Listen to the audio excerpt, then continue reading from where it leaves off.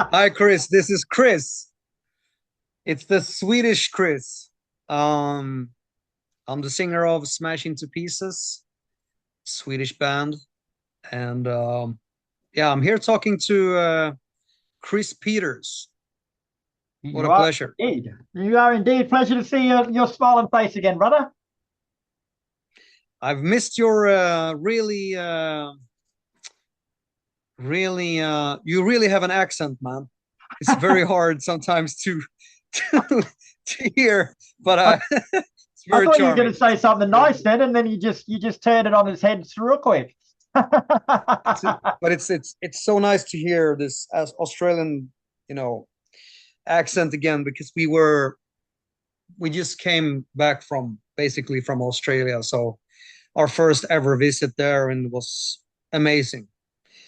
Even though we had quite a jet lag after flying from the Swedish and European festivals straight to Bangkok, which was our first ever visit in Thailand. And then we flew from basically after show right straight down to down under to do three shows. And we were so jet lagged. Oh my God. We were so tired. We didn't really see much, but we managed to do the shows. And in between, I kind of slept the whole time. So we didn't see Well, anything. next time's for Yeah. sightseeing, brother. But that's old news, mate. We got new news to get onto, and the new news is that Smashed Into Pieces released your new album Armaheaven on October 31st. So, how are you feeling? Yeah. Yeah, it feels great. We have been working on this album for a long time. There's a lot of songs there that has been with us for a long time, which we haven't really had the time to finish. And for example, Devil in My Head has been with us for almost 5 years now. We haven't had the time to, or we really didn't know what to make about of that song in the early stages. So, but it turned out great, and yeah, it's the lead single for this album, and right, feels great, you know. And we're also gonna go out promoting this album everywhere, basically from now on. So yeah, Nice, it's nice. yeah. Can you take us inside the album a bit more from a musical point of view and tell us what you were going for this time around? On this album, we have had a lot of different producers actually working with us. Um, we have Dino Medan-Hodzic, we have Per Bergqvist, my guitarist, and also a guy from Germany called Julian, which are producing a lot of the APOC songs. So he has been with us on this album a lot, and yeah, different other people. Um, so yeah, we have it's a lot of people involved in this album, which is kind of nice and brings a different touch to the Smash sound a little bit. Makes us move forward as usual and try to redo ourselves. Yeah, right. Right. Because last time we spoke, I said like I hope I remember this right, but I said that we are constantly evolving and we Yeah, don't want to sound the same on every single album. So yeah, yeah, nice. so And it's the album actually picks up where your previous album, Ghost Code, left off. So, how so? Is it in the continuation of the story or is it musically? yeah. I mean, the story now is basically because on Ghost Code, which was the album before Armaheaven, which is going to be out in late October here. Um, on that album, APOC kind of find a way out of his game, which is called Arcadia. It's Mhm. the world that he has been living in, and now he has escaped from that game into our world where we are here. Right. And his nemesis called Ghostis, he has also found a way to follow APOC into this world. Right.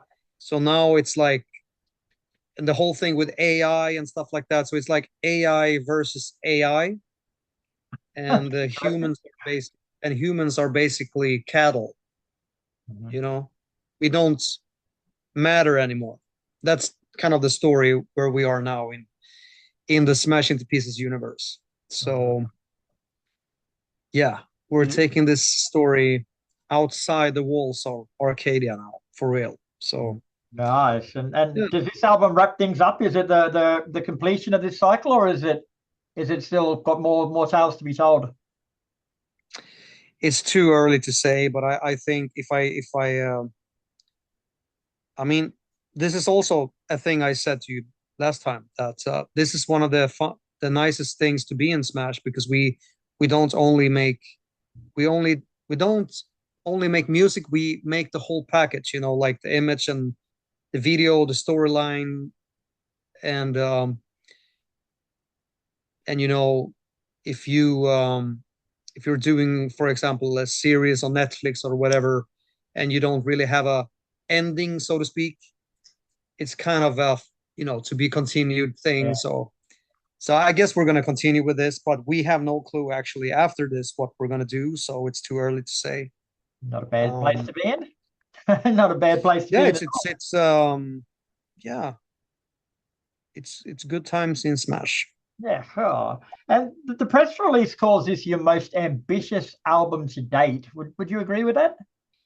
It's always the most ambitious album. I'm glad you're honest. But I guess for us has been, I think the real challenge for this album has been more into finding where this storyline is going to go, and try to understand um, what we are in this as members and humans, and it's yeah. Yeah. So I think that's, for me at least, that has been the most challenging thing with this album. What what I And I really like think about that it, this bro, is like I don't know anything about the storyline, but I had to listen to it before, and I could still appreciate it as a piece of art and as a piece of music. Like it's not, you don't have to follow the whole history, and you don't have to be involved in the storyline to actually appreciate the music, which is exactly. rare in something like But this. if you're nerdy enough, you can actually dive into the rabbit hole. And Yeah, so I I'd never think come that's yeah. out. I'd never come out if I dove into that rabbit hole, brother. Yeah. Once you go Smash, You never look back. The album opens with a beautiful intro piece of music called Neo Future that repeatedly asks, "Are you prepared for what's coming?" Like it kind of puts you on edge straight away, but it's also really captivating. Like, what was the thought process behind that piece of music? I guess I guess it comes from the whole thing we're in now with AI and everything, and it's just weird. If you have a social media account, things right now are just super weird. For especially for us musicians. Um, I it's kind of, it's taken away a little bit, for me at least. It's taken away a little bit of the whole creative process thing. Like it's you're getting a little sad actually, because now you can like make songs like this, and the whole creative part has been secondary, I guess, in a lot of ways. With all the all the apps and everything that you can use to like do everything yourself, basically. So I guess the whole message with that is that it's weird times, and it's probably going to be even weirder. Yay. And yeah, it's like humans are also very good at, as we're talking about lately in Smash, that if we see a butterfly, for example, it's a beautiful butterfly, where we somehow want to capture the beauty and just like we're really good at destroying things that are beautiful. Yeah, that's a good point. And it's kind of the human nature, I guess, to when things are too perfect, someone just wants to mess it up, and we're in this cycle that we never seem to come out of, and yeah, so it's basically really weird times. It's Yeah, it is. I'm hearing you, you. you don't know what to believe anymore on social media. And Huh. for I don't know if you've seen this. I saw this thing on Instagram, the evolution of Will Smith eating spaghetti. Have you seen it? No, but I'm going to look it up. I should really, speaking about, going down the rabbit hole, you can actually see the evolution of, you could really see the evolution of on AI and how real it looks from, the previous 2 years ago, Yeah, 1 year right. ago, where you can generate, like, take Will Smith eating spaghetti and you get like a video from AI. So you should really check it out. Yeah, It's well, really, I've written it really, down. really scary stuff. Yeah, so I sort of sometimes try not to watch it because it's too scary. Like it's just sort of that's you can't really do anything about it. It's like you're just looking at it and going, why? But you Yeah. can't do anything about it. Yeah, now you have to be all the time. You have to be like suspicious. Mm. Everything you see on, you're like, is this real Yeah, really, yeah. And you can't. or if you, for example, for the first time in my life, I added an AI song to my Spotify playlist, which is really good. It's like an 80s White Snake, uh,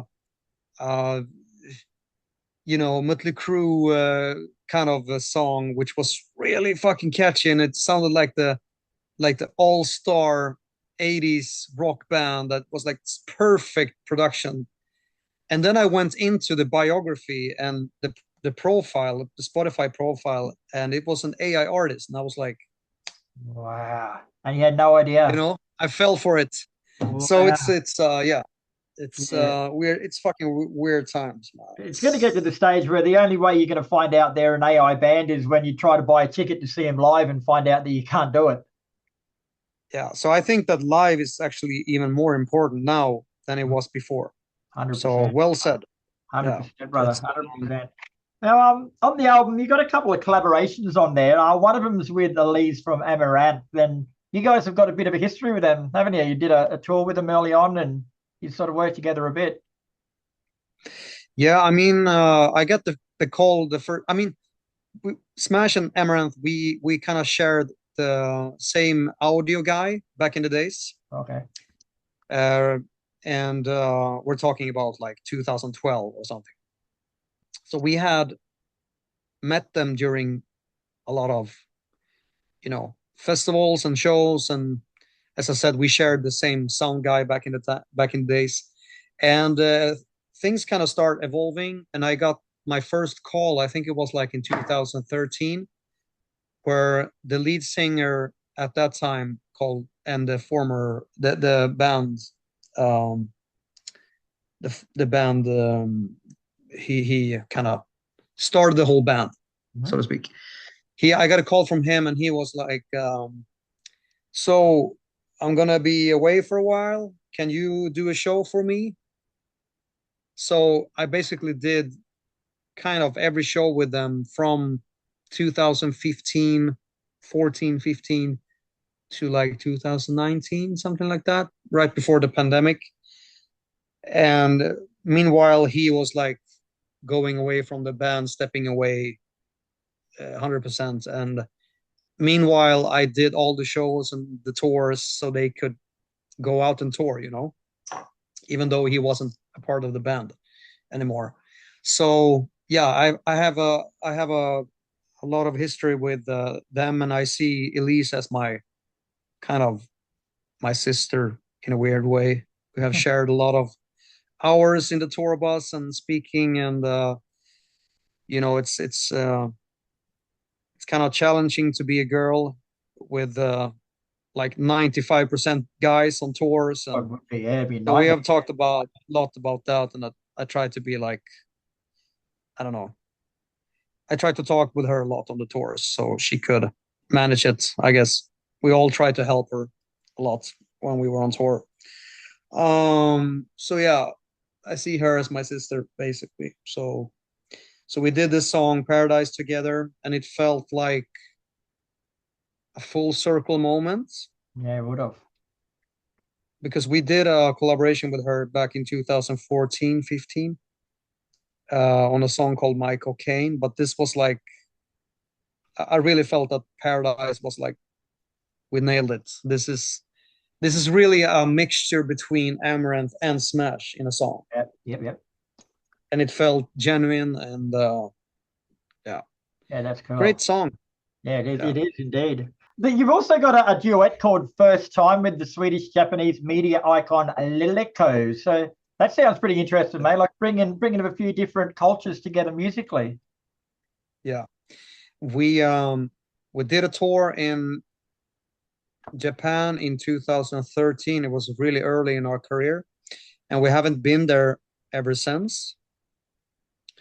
And as you said, she's half Swedish, and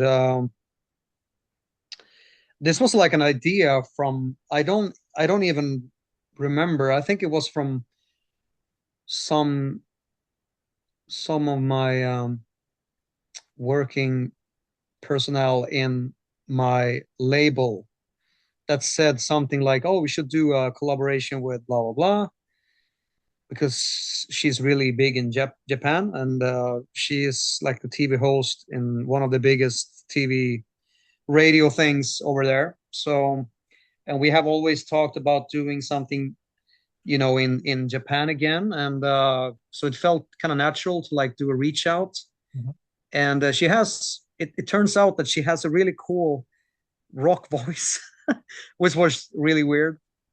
You couldn't really I couldn't really I mean, because she has one image and then she has this rock thing. So I was like, whoa, Yeah, that right. was unexpected. So that was kind of cool. So yeah, I think that song is one of my favorites on this album. Um, and it was a song that we had to like finish really fast. I think that was the last song for this album to make it. It was a really stressful song to make because we had to like we need one Yeah. more song. Like, oh, we have this one, we have this collaboration, we need to do it now, now, now, now. And I just spent a lot of time recording that song with banjo and a guy called Fredrik Samson. And yeah, but I think it turned out really great. And it's the only guitar solo as well on this album. All right, yeah. Interesting. I think we sort of touched on this a little bit last time too, but I wanted to go a little bit deeper into it. Like all of your albums, like you've got a really strong cinematic score to go with the actual music. Like, how difficult is it to create a cinematic journey on a sonic level when it comes to albums?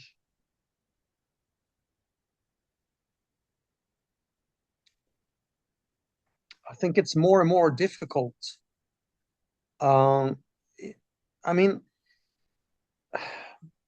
for me, I am, to be honest with you, I'm very into the music making more than I am into the storyline thing. Okay. So usually things starts with me being a part of making a song with Banjo and Pear, and we're trying to make this song into the storyline afterwards. Right. So we're and also like meanwhile this song is being made, it's kind of we always kind of have this in mind that we are in Arcadia somehow, and it should make sense in our world. And so yeah, but to be honest with you, it's like when we started this whole thing with Arcadia and APOC and everything, it was kind of everything was new and everything was very, you could do basically everything. But now it's like because we had also entered the real world with this story. Yeah. It's kind of hard to know where to go from now Yeah, a true. little bit. I think it's getting tougher and tougher to come up with a story where to go next Hmm. for every single album. Um, and yeah, maybe it's just a phase. I don't know, but we are really working hard to get to the next place after this. Um, so as I said, I'm not really into the storyline thing. I'm more into making the songs and try to have time with even doing all the shows that we're doing, hundreds of shows every Yeah, year. And yeah, it's Paris more of the how do you say, like, the creative mind in coming up with storylines, and yeah, he's more of the producer, the mastermind in this, the engineer, so to speak. yeah. So, but he has a really special brain. He has a really good brain for this. So sometimes I ask him, where are we in this? And he kind of comes up with his story, and it's very fascinating. Yeah, it would be. Would be. So yeah. You guys don't make it easy for yourself though, bro. Like I was looking through your albums, and since you brought Unbreakable out in 2013, it hasn't been more than 2 years in between releasing albums. Sometimes it's a year, sometimes it's 2 years. It's like you're not really giving yourself much time between them to get things right with all the touring you're doing. Yeah, I mean, we had, because before 2023, when this whole thing with Eurovision Melody Festival happened, we had basically all the time in the world to make great songs and taking our times with coming up with the concepts for things. It's different times now when you're doing, you know, last year I did 250 travel days something on tour, Jesus. which makes you slower, obviously, into making the songs because we don't really have time.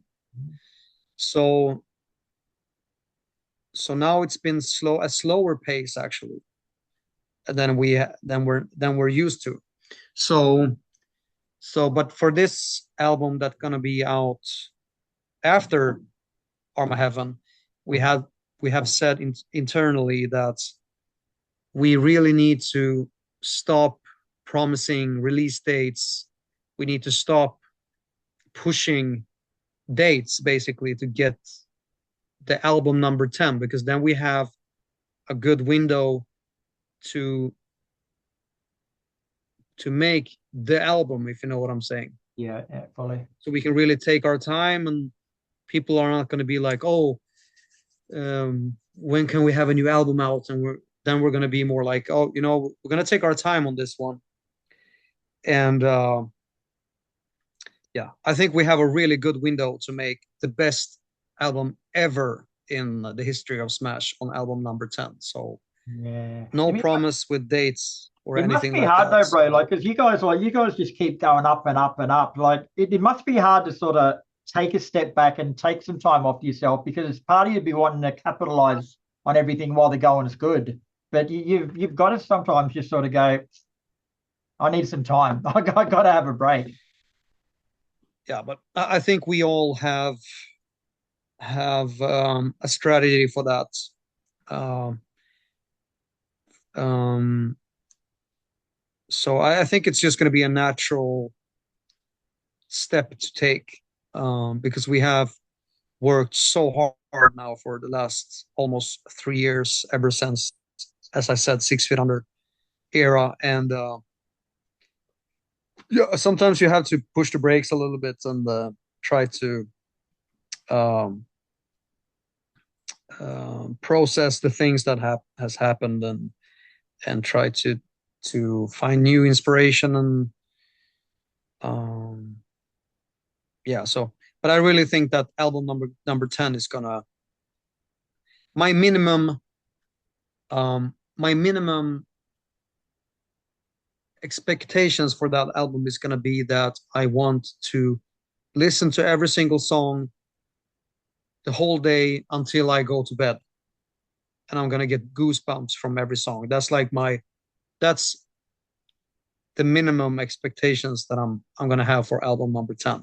That's just my personal, I'm not speaking for everyone. I'm just saying that's my goal.